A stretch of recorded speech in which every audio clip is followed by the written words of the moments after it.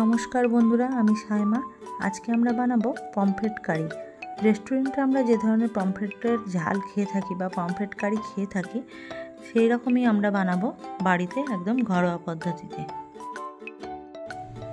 প্রথমে মাছগুলো আমরা ধুয়ে পরিষ্কার করে নেব এবং তাতে নুন হলুদ মাখিয়ে ম্যারিনেট করে রেখে দেব।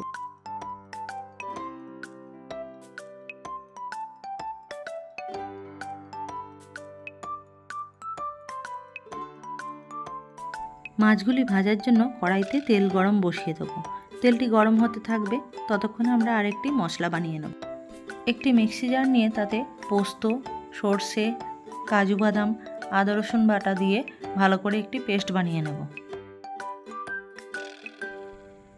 দেখতেই পাচ্ছেন পেস্টটি আমাদের কেমন তৈরি হয়েছে। প্রয়োজন হলে একটু জলও ব্যবহার করতে পারেন। এর মধ্যেই তেল গরম হয়ে গিয়েছে। এবারে আমরা একে একে সব মাছগুলি ভেজে নেব।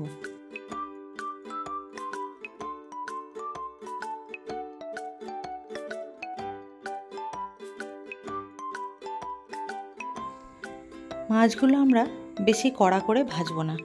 দেখতে পাচ্ছেন এরকম হালকা গোল্ডেন ব্রাউন হলেই তুলে নেব।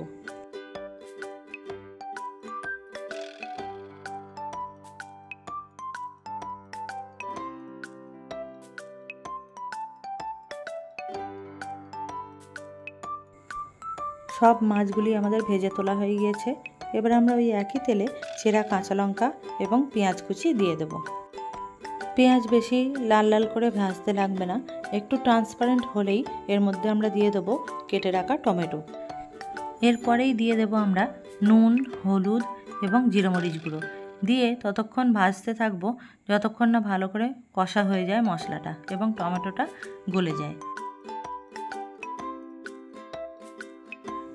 মশলাটা ভালো করে ভাজা ভাজা হয়ে গিয়েছে, টমেটো সমস্ত গলে গিয়েছে। এবারে আমরা অল্প একটু পরিমাণ জল দিয়ে আর একবার কষিয়ে নেব। মশলাটা জল দিয়ে ভালোভাবে কষানো হয়ে গিয়েছে, তেল ছেড়ে দিয়েছে মশলাটা দিয়ে।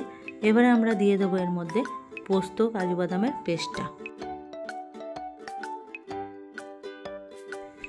এবারে সমস্ত মশলাটি আরও 2-3 মিনিট নাড়াচাড়া করে এর মধ্যে দিয়ে দেবো অল্প পরিমাণে জল।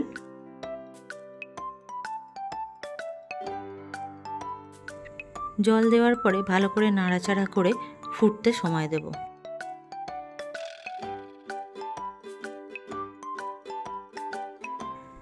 ঝোল ফুটে উঠেছে। এবারে আমরা এর মধ্যে একে একে সমস্ত মাছ দিয়ে দেব। মাছগুলি দিয়ে আরও 7 থেকে 8 মিনিট ফুটিয়ে নামিয়ে নিলেই তৈরি রেস্টুরেন্ট স্টাইলে পমফ্রেটের ঝাল।